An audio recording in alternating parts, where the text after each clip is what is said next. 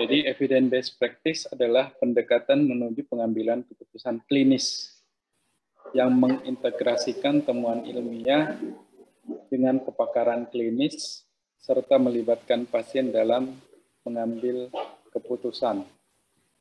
Jadi dalam rangka membuat atau memutuskan alasan klinis atau keputusan klinis, maka perlu berbagai input, ya, berbagai masukan.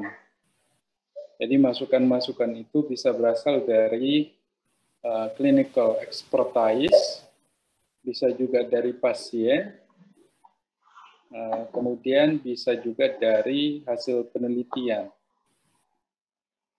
Ya, 3 itu. Jadi yang paling tinggi hasil penelitian dulu. Hasil penelitian, kemudian dari hasil penelitian itu baru boleh menggunakan clinical expertise, kemudian boleh juga yang kedua, yang ketiga boleh juga menggunakan patient preferences atau keinginan pasien atau kecenderungan pasien untuk diberikan tindakan apa gitu. Jadi nggak semua hasil keputusan klinis yang dari hasil penelitian bisa diterapkan. Kadang-kadang nggak cocok sama pasien, ya, nggak cocok sama pasien. Sementara pasien butuh kenyamanan. Jadi misalnya pasien-pasien yang butuh survival function gitu, ya, butuh quality of life. Dia maunya ya senang-senang aja. Kalau misalnya dia mengalami skoliosis, tapi dia dengan CA sudah stadium 4 misalnya. Kalau kita mau mobilisasi atau kita mau berikan exercise, dia nggak mau, ya sudah, nggak usah. Ya, dia punya kecenderungan, dia punya keinginan. Jadi itu yang harus dipertemukan.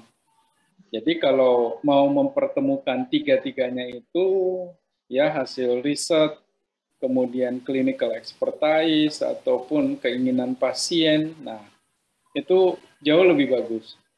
Makanya di sini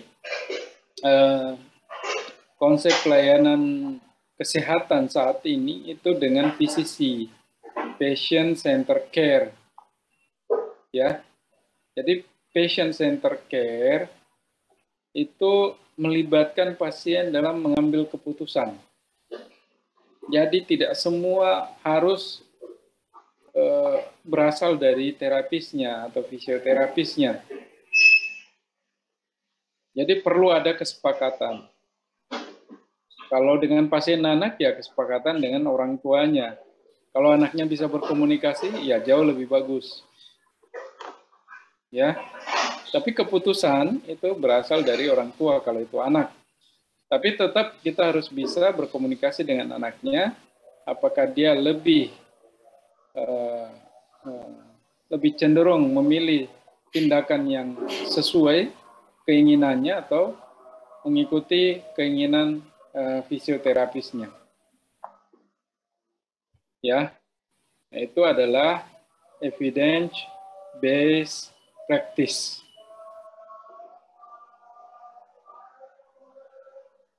Nah, evidence-based practice ini adalah kemampuan menerjemahkan bukti-bukti, ya, bukti-bukti dalam kegiatan praktis. Jadi bagaimana menggunakan beberapa hasil penelitian, ya, sehingga bisa membantu kita dalam melakukan kegiatan klinis atau kegiatan praktis. Jadi banyak hasil penelitian, tapi orang nggak tahu gimana melakukannya. Ya, misal nih hasil penelitian tentang COVID nih, bahwa pasien itu ditengkurapkan, itu bagus. Tetapi nggak semua pasien nyaman ditengkurapkan, stres kan dia. Akhirnya jangan dipilih itu. Nah, karena dia stres. Padahal hasilnya bagus. Nah, kalau misalnya kita mau menggunakan itu, oke, kita tengkurapkan, kemudian kita lihat responsnya pasien. Oh, ternyata dia awalnya adaptasinya kurang, tapi lama-lama dia nyaman, dia keluhannya berkurang gitu. Nah, itu bagus.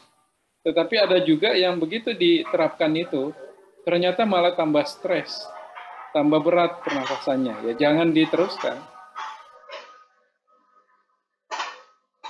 Ya, kemudian mengidentifikasi apa yang menguatkan untuk anak ataupun keluarganya dan apa yang dibutuhkan. Jadi kita harus bisa menggali apa kebutuhan pasien dan apa yang bisa dilakukan oleh pasien. Artinya si pasien itu sudah punya modal. Misal gini, pasien itu sudah bisa berkomunikasi. Maka kemampuan komunikasinya kita manfaatkan untuk memberikan program-program yang efektif. Nah, kemudian apa yang dibutuhkan? Ya, yang dibutuhkan itu tergantung hasil pemeriksaan kita. Misalnya pasien untuk duduk, gitu, untuk bisa duduk, maka yang dibutuhkan adalah kekuatan core. Ya, dia butuh core. Jadi langkah-langkah untuk mencapai tujuan itu adalah kebutuhan pasien. Ya. Jadi misalnya kamu mau ke kampus gitu, kalian mau ke kampus. Kemudian butuh apa untuk ke kampus? Ya butuh motor, butuh sepeda, ada yang butuh sepatu, ya kan macam-macam.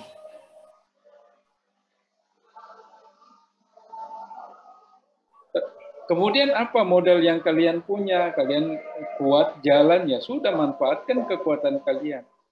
Berjalan ke kampus. Ya kan? Kuat lari, ya sudah, larilah ke kampus. Jadi ketemu kan apa strength-nya, apa needs-nya gitu. Nah, di sini ada 3 pilar sebenarnya untuk mendukung ABP ini. Jadi pilar tadi yang sudah saya sebutkan ada best research evidence. Jadi ada best research evidence. Nah, ini kita harus mencari bukti-bukti hasil penelitian yang paling valid gitu. Ya, paling reliable. Jadi misalnya apa? Valid itu kasusnya sama. Valid itu alat ukurnya sama. Valid itu yang dilakukan sama. Jadi variabel-variabelnya sama atau ada kesamaan. Valid itu jumlah sampelnya banyak, ya kan? Semua yang menguatkan hasil penelitian itu yang kita pilih dibanding yang lain. Makanya ada beberapa artikel yang harus kita baca, beberapa jurnal yang harus kita telusuri, sehingga kita bisa mendapatkan best research evidence. Clinical expertise, ya pengalaman klinis itu juga penting. Jadi pengalaman klinis mungkin fisioterapis tersebut sudah lama bekerja dan punya pengalaman. Cuma belum diteliti, belum sempat diteliti. Tetapi pengalamannya sudah cukup. Nah, itu juga bisa. Itu nggak bisa dibantah juga. Kalau saya bilang, oh latihan pada atetoid dengan keseimbangan berdiri jauh lebih efektif dibanding latihan dengan menggunakan walker. Ya, itu kan pengalaman saya. Hasilnya jauh lebih bagus dari hasil riset yang ada misalnya. Tapi itu jarang-jarang ya, jarang-jarang. Selalu hasil riset yang lebih bagus. Makanya saya pernah tanya ke salah satu profesor gitu ya, yang jago penelitian. Dia bilang, Prof, saya praktisi, saya klinisi. Kalau saya melakukan intervensi, ternyata evidensinya nggak cukup. Tapi pengalaman saya menyatakan bahwa itu sudah banyak dan efektif. Boleh nggak? Bagus nggak kira-kira? Beliau menyatakan bahwa itu masih diragukan. Apa yang Anda lakukan itu masih diragukan.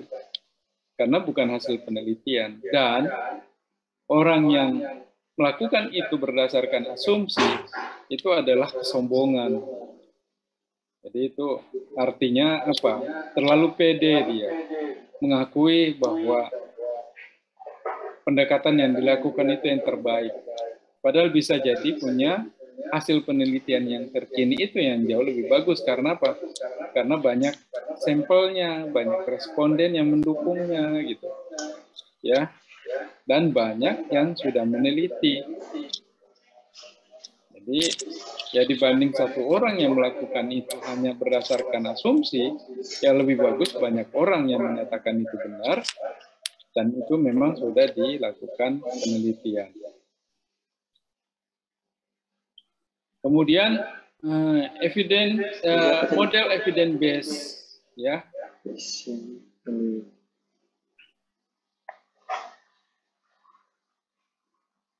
Yang pertama adalah expert, ya. Yang kedua adalah child and family preferences. Yang ketiga adalah contextual feature, home dan community, ya. Selanjutnya adalah research evidence. Ini menurut Haynes, ya, Haynes. Jadi seorang expert dikatakan expert kalau dia sudah memenuhi ini 3 komponen ini. Menggunakan research evidence, kemudian juga memperhatikan contextual feature, baik itu di rumah maupun di komunitasnya. Ya, bagaimana kondisinya di rumah, apa yang menjadi barrier, apa yang menjadi pendukung gitu. Demikian juga di komunitas seperti apa yang mendukung pencapaian target atau pencapaian goal, ya. Nah, itu juga harus bisa dijadikan pertimbangan. Nah, kalau yang ini child and family preferences. Jadi bagaimana maunya keluarga, bagaimana maunya anak, yaitu yang harus diakomodir.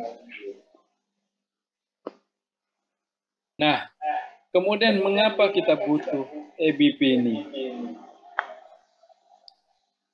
Kita membutuhkan EBP karena ingin mengetahui lebih banyak tentang kasusnya. Kita butuh banyak input, banyak informasi, agar apa yang kita putuskan dalam klinis itu lebih baik, artinya yang terbaik, ya. Karena banyak kasus yang sudah mengalami. Kemudian yang kedua, EBP itu memberi arah pelayanan yang tepat. Ya, mau dibawa kemana sih layanan itu? Kalau orang pasien anak CP, misalnya dia diplegia, dari hasil penelitiannya gimana? Oh, rata-rata bisa berdiri jalan. 80% bisa berdiri atau jalan. Itu hasil penelitian. Jadi, ya sudah, fokus melatih itu. Kemampuan berdiri atau kemampuan berjalan. Ya, karena memang itu terbukti efektif. Jadi latihan apa yang memang efektif untuk diterapkan kepada pasien berdasarkan hasil penelitian. Kemudian EBP juga kita butuhkan untuk memenuhi kebutuhan IPC, ya, interprofessional collaboration. Jadi misalnya gini, di dalam kita sebagai tenaga kesehatan itu dalam bekerja harus ada evidence base, ya, harus ada evidence base. Nah, kalau profesi lain nanya, ini kok diberikan pasien ini kok diberikan apa? Diberikan latihan ini keseimbangan duduk, gitu. Padahal kan pasiennya belum duduk. Atau pasiennya tidak ada kemungkinan duduk, kenapa dikasih keseimbangan duduk? Ya. Nah, itu harus bisa kita jawab dengan evidence base.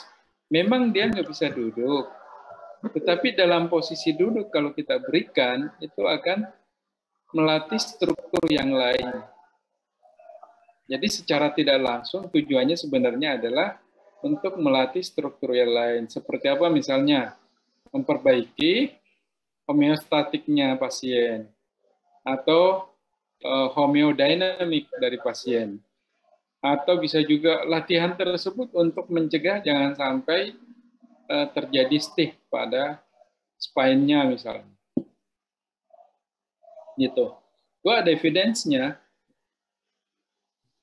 Jadi ketika kita berkomunikasi lintas profesi dengan profesi yang lain, maka tentu ada yang menguatkan keputusan klinis kita.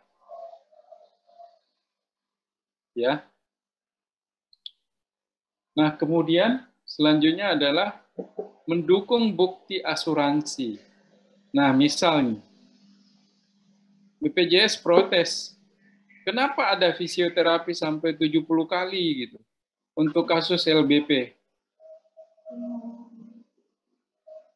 Kenapa BPJS bilang begitu? Karena evidence-nya bahwa back pain itu cukup 6 kali sudah selesai.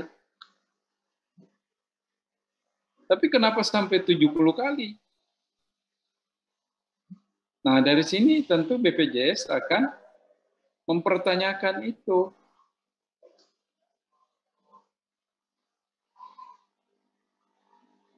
Sehingga fisioterapi dalam melakukan kegiatannya tidak boleh mandiri, harus di bawah supervisi dokter. Karena dianggap dengan supervisi dokter, maka cost efisiensinya dapat.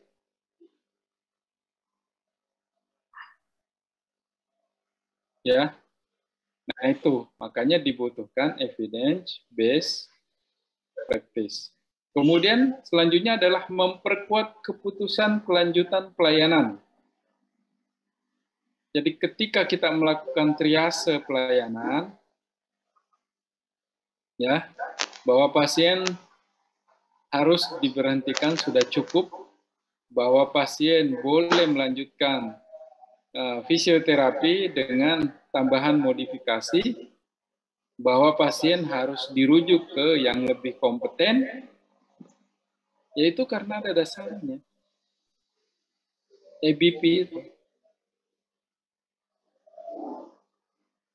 Ya. Kok pasiennya belum bisa duduk? Padahal kan sebenarnya core-nya bagus. Kenapa nggak bisa ya? Nah, itu harus dijawab. Prognosisnya bagus, tapi tidak mencapai prognosis yang diharapkan. Lantas mau diapakan? Ya, dia harus terapi. Evidence base misalnya bilang, oh kalau back pain yang berlangsung cukup lama, kemudian nyerinya bertambah ketika tidur misalnya, mungkin itu adalah tanda dari gangguan visceral misalnya. Itu ada evidence base-nya. Maka coba lakukan pemeriksaan ke internis. Misalnya, apakah ada masalah visceral sehingga perlu ya dilakukan keputusan atau dibuat keputusan klinis menghentikan tindakan karena dianggap red flag.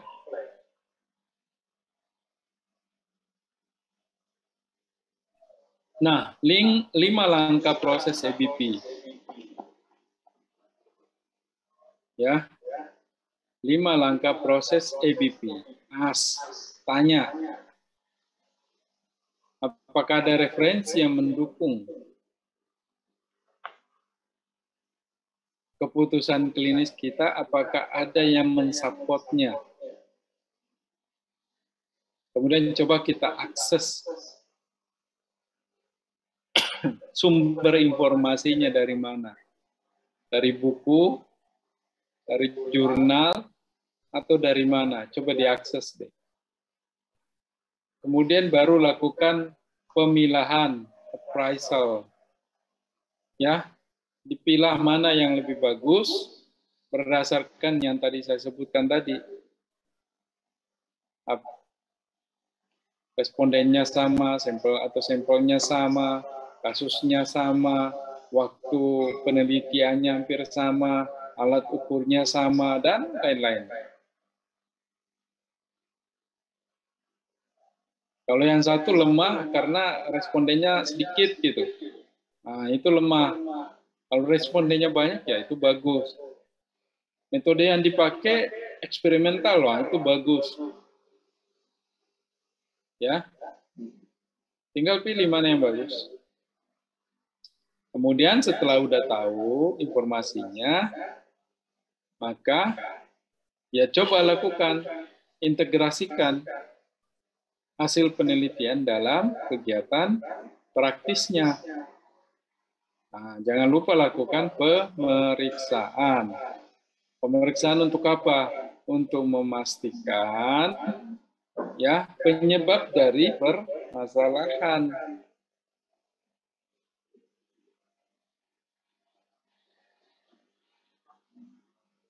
Oke. Nah, ini adalah tingkatan dari ya, tingkatan dari evidence base. Makin tinggi itu makin sulit. Ya. Makin ke bawah makin mudah. Ini cuma expert, clinical expertise misalnya. Hanya opini saja, asumsi saja. Kemudian ada case control study, ya. Kemudian ada cohort, ada RCT, ada clinical appraised individual article, kemudian CAT, ya, kemudian ada systematic review. Nah, terserah kalian mau pilih yang mana, ya. Ya, tentu mempelajari artikel yang ada.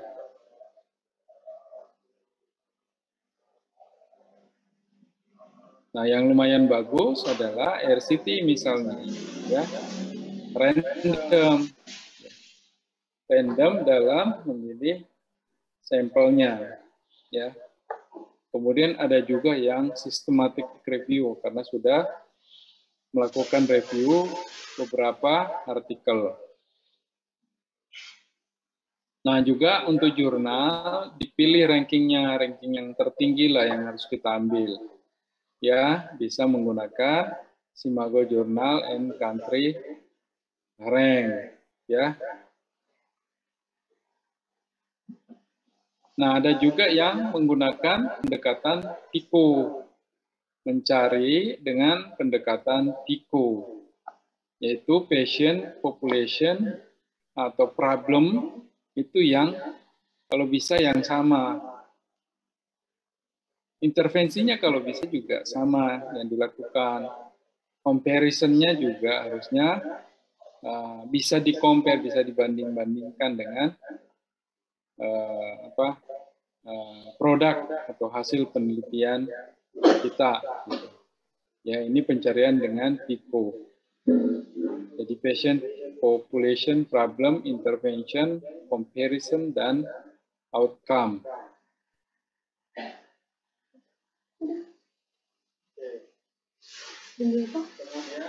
Kemudian saya coba bawa ke praktisnya ya.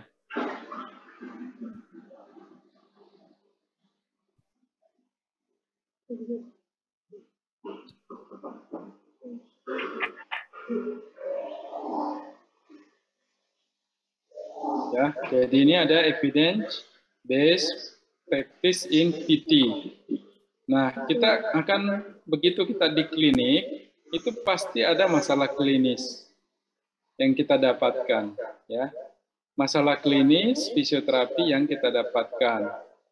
Nah, contoh misalnya karena ini konteksnya pediatri ya, pasien yang belum bisa duduk misalnya. Berarti gangguan gerak dan fungsi belum bisa duduk misalnya. Nah, tentu di sini kita lakukan asesmen. Jadi masalah, kalau di sini masalah klinis, kita sudah tahu kira-kira keluhannya apa. Dia datang dengan apa atau dia dirujuk karena apa. Ya. Nah, tentu di sini kita harus membuat hipotesis. Ya, kita harus membuat hipotesis dari masalah klinis itu. Apakah karena kelemahan atau spastik atau apa gitu. Nah, hipotesis yang kita buat itu harus bisa dibuktikan dalam asesmen itu untuk membuktikan dugaan-dugaan penyebab dari keluhan itu yang dihipotesis. Kemudian lakukan pemeriksaan spesifik tes. Spesifik tes dilakukan untuk membuktikan apa yang menyebabkan terjadinya seorang anak tidak bisa duduk. Dia harus buat hipotesis, oh kelemahan pada abdominal core, oh spastik pada back extensor trunk misalnya. Atau gangguan koordinasi, atau gangguan keseimbangan, macam-macam. Nah, harus bisa dibuktikan. Buktinya apa? Siapa bilang dia kelemahan, misalnya. Oh, kita buktikan dulu dia lemah apa tidak. Lakukan MMT. Oh, ternyata nggak bisa duduk itu karena tangannya nggak bisa membantu dia dalam posisi duduk. Kenapa? Karena ada spastik misalnya. Kita cek aja spastik pada flexor egonya.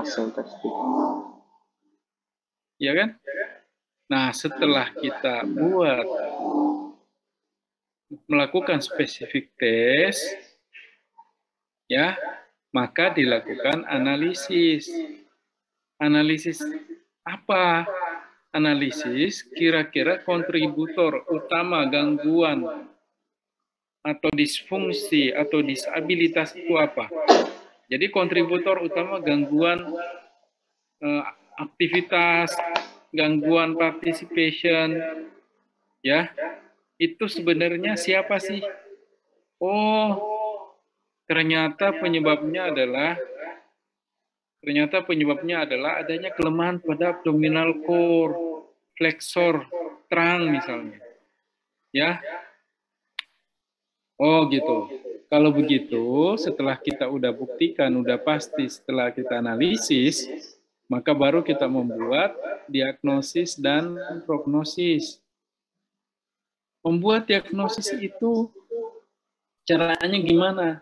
Komponennya ada komponen gangguan aktivitas fungsional, ada komponen gangguan partisipasi, ada komponen adanya impairment, ya, atau struktur yang terlibat.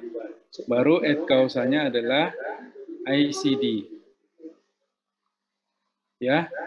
Jadi sebenarnya tujuan terapinya yaitu ya, jangka panjangnya adalah berjalan. Misalnya, atau dia bisa berdiri misalnya. Maka kita harus membuat rencana tindakan. Dari tujuan tadi, kita sudah punya kesimpulan bahwa seseorang itu, bahwa anak itu mengalami gangguan aktivitas duduk karena adanya kelemahan pada abdominal core muscle et causa sipi diplegia. Kan gitu. Nah, kemudian setelah rencana tindakan ada tindakan. Tindakannya gimana? Tindakannya berdasarkan referensi, berdasarkan EBP, berdasarkan clinical expertise. Di pemeriksaan juga sama sih sebenarnya. Ini harus ada evidence yang kita gunakan. Nah, barulah kita melakukan tindakan. Ya, setelah tindakan, ya, berdasarkan EBP, baru lakukan evaluasi.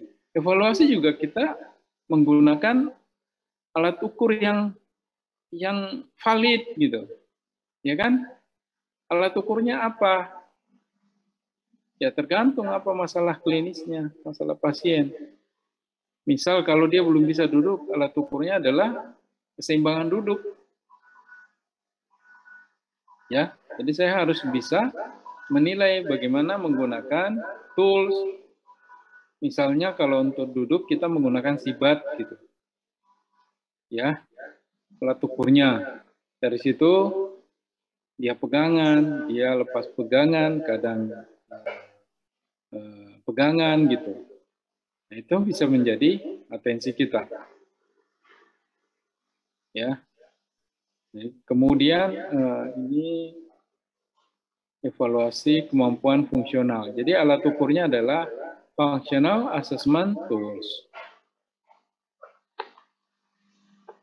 Ya. Oke, saya kira itu. Kalau ada pertanyaan, silakan.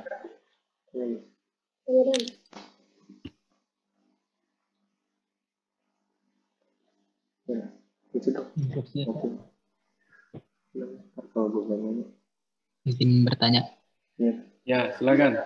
Kalau gue nanya iya Pak, perkenalkan nama saya Zaid. Izin bertanya, jika misalkan seperti yang tadi Bapak jelaskan di lapangan kita punya suatu langkah penanganan tapi belum pernah atau masih jarang ada evidence-nya gitu Pak. Tapi yang setelah kita lakukan selama ini itu hasilnya menurut kita dan dari yang kita lihat dari pasien kita itu bagus gitu Pak. Itu apa benar-benar harus tidak boleh digunakan lagi penanganan tersebut atau bagaimana gitu Pak? Terima kasih Pak.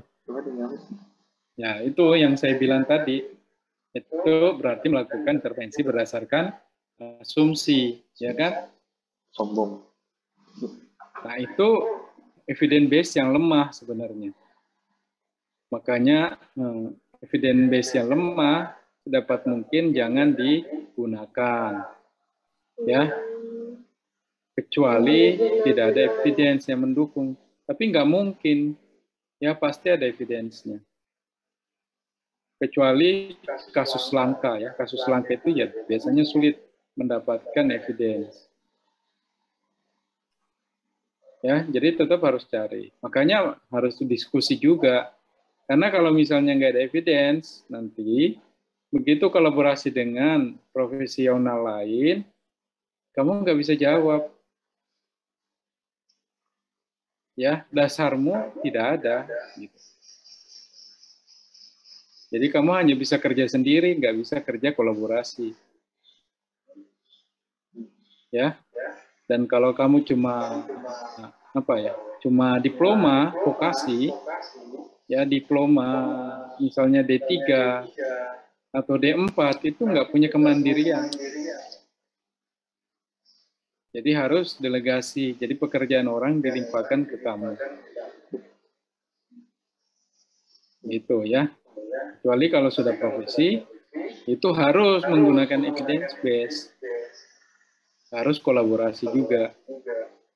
Jadi nggak mungkin kamu bisa bekerja tanpa evidence. Sekarang dalam bekerja itu harus ada dukungan ilmiah ya, hasil penelitian atau hasil kajian dari buku atau dari mana sebagai referensi kita. Saya kira itu. Dia mikir sendiri. Ya baik Pak, terima kasih banyak.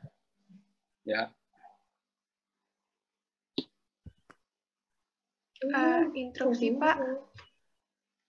Ya. Iya, perkenalkan saya Skia Zahra. Mohon izin bertanya Pak. Evidence base ini kan pasti apakah upgrade terus Pak? Nah, terus misalnya ada upgrade kayak ada penelitian yang baru misalnya kayak misal ambil penanganan kayak cedera dulu kan kayak namanya RISE, terus sekarang kayak Peace and Love. Nah, itu kita kayak masih boleh pakai yang sistem RISE gitu atau kayak kita harus pakai yang terbarukan gitu, Pak? Nah, itu. Jadi makanya saya bilang, ya. Jadi makanya saya bilang di situ ada 3 evidence. Yang pertama hasil penelitian, yang kedua hasil clinical expertise, kemudian yang ketiga itu adalah patient value atau preferences.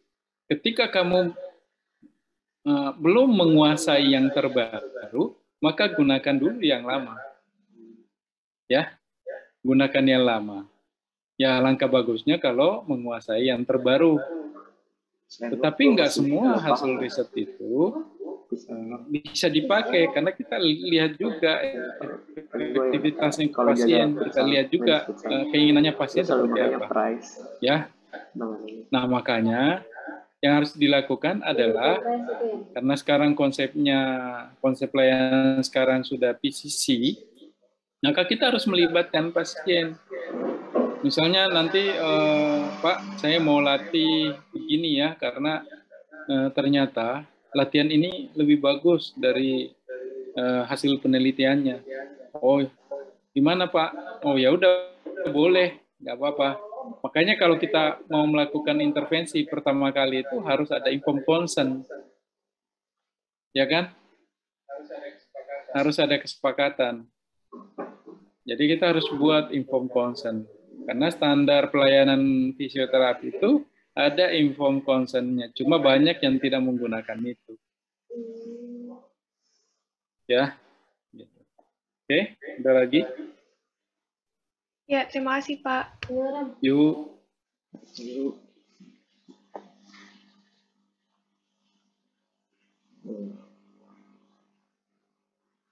Ya, interupsi Pak. Ya, Sadam. Ya, izin tanya. Kan evidence base ini kan melibatkan pasien dalam pengambilan keputusan. Kalau misalnya kita sudah membuat keputusannya buat pasien ini melanjutkan pelayanan, nah tapi pasiennya itu nggak mau, jadi kita harus mengikuti pasien atau keputusannya dari sesuai kita.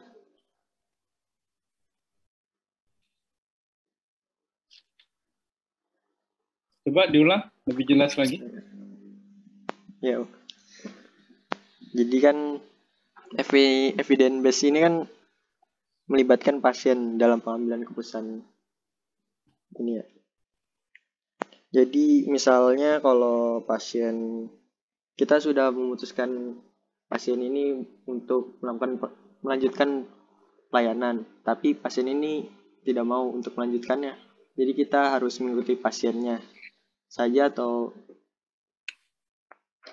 keputusan kita? Ya, mengikuti pasien. Ya. Pasien itu punya kuasa sebenarnya. Dia mau ke dokter, mau enggak, ya urusannya pasien. Kita nggak boleh maksa. Dia mau pulang dari rumah sakit, pulang paksa namanya, itu boleh. Harus dihormati. Ya. Apalagi cuma jenis tindakan. Jadi pasien itu punya kuasa. Makanya harus bisa berkomunikasi dengan pasien. Berkomunikasi tentang apa? Tentang permasalahan pasien, komunikasi tentang bagaimana mengatasi masalahnya, tentang apa saja yang harus dilakukan, dan macam-macam.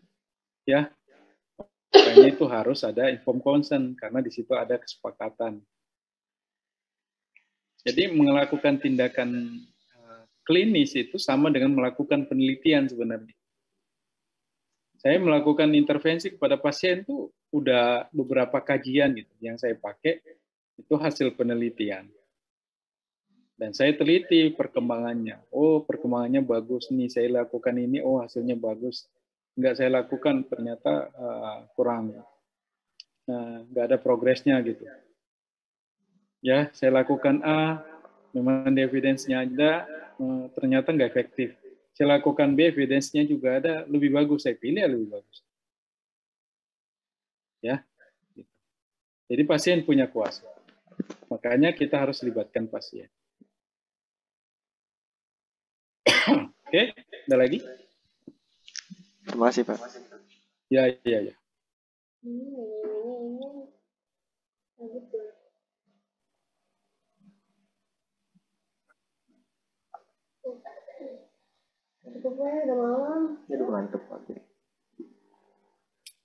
Oke, kalau tidak ada, saya kira cukup sampai di sini pertemuannya. Semoga kalian paham semuanya kan? Udah paham? Insya Allah. Oke, pemahaman kalian harus diuji. Dibuktikan. Ya, saya minta bukti pemahaman kalian dengan mengirimkan resume apa yang saya paparkan pada malam hari ini, dikirim paling lambat besok pagi di email saya. Ya.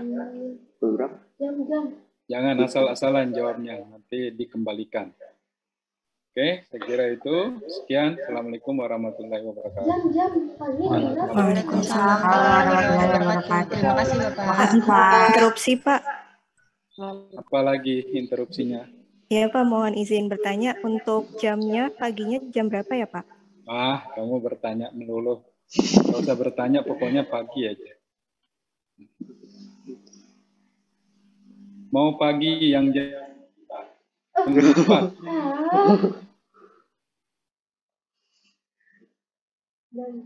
Oke, pagi jam 4. Bapak izin, Pak. Kalau jam 11 boleh nggak, Pak? Oh, kamu kan nawar. Itu bukan pagi kalau jam 11. Pagi itu sampai jam 10. Saya kasih keringanan sampai jam 10. Tapi karena kamu nanya, jadi saya bilang jam 4. Gimana mau? Mohon izin, Pak, jam 10. Apakah boleh, Pak? Sudah, jam 10. Itu bahayanya kalau nanya-nanya. Yang sudah jelas. Tadi pagi nggak dikasih tahu jamnya jam berapa. Baik, Pak. Terima kasih, Pak. Oke, ya. Ketawa semua anjir. Udah, saya tinggal ya. Ya, Pak. Terima kasih, Pak. Ya, Pak. Makasih, Pak. Terima kasih, Pak. Aduh, lawak. Nanti gue nyatet. Mau dong, Dan. Bisa baca emang. Jam 4 subuh, guys. Kumpulin. Jam 10 tadi jadinya. Ya, biar semangat. Jam 4.